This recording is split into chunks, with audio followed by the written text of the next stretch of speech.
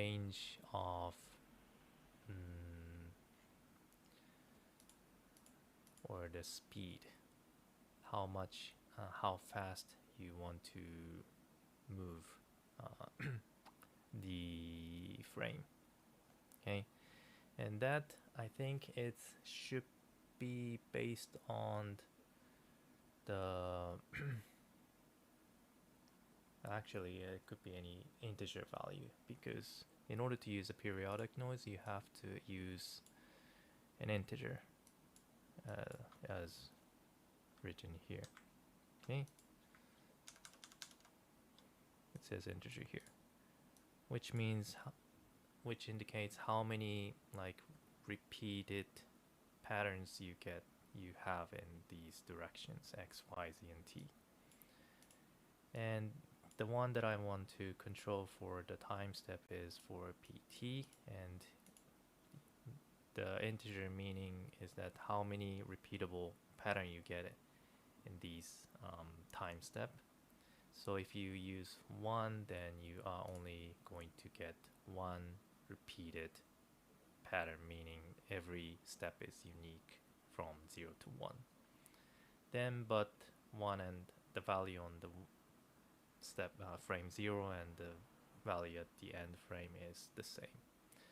But if you make it 3 or 4, then you have 3 same patterns during these frames. So if you have 4, you have 1, 2, 3, 4 noise patterns, which moves exactly the same.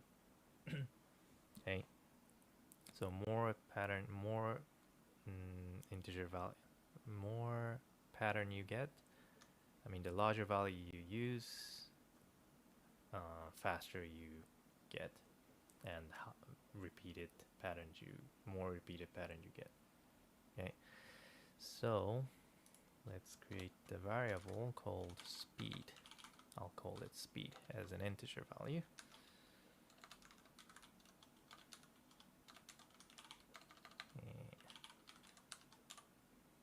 And multiply it with these frame step value, which is in between 0 to 1. So if you multiply by speed, what you get is, if you say speed is 5, then the value will become 0 to 5. Okay. Now it's time to use a p noise actually. So noise, or how would I say, force is equal to p noise. Now you have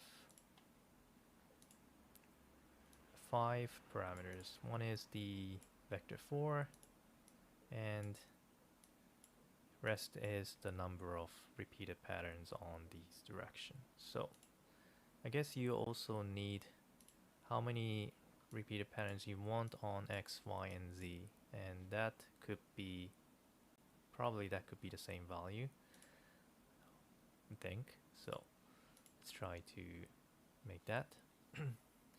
And these repeated patterns are actually based on the actual size of the coordinate. So 1 means if you set 1 to px, then that means the pattern will be repeated when the x goes over 1. For example, if this is the x-axis, you have one pattern here, one pattern here, one pattern here if ptx is 1. If this value here, if px is equal to 2, then you get one pattern here, one pattern here per 2 coordinate. So larger the value is, you get larger scaled pattern. Okay, so you might want to control this based on the size of your original geometry. Okay, so it makes sense to make it parameterized. So I'm gonna call it size, or noise size, I guess. I'll just call it n size, and that is also integer. Just call it size. All right. Now is the time to create a vector4 value, which is this one, including your position, point position plus t. So let's create that. I'm gonna call it seed and just copy the x, y, and for px, py, pz, I'm just going to use n size.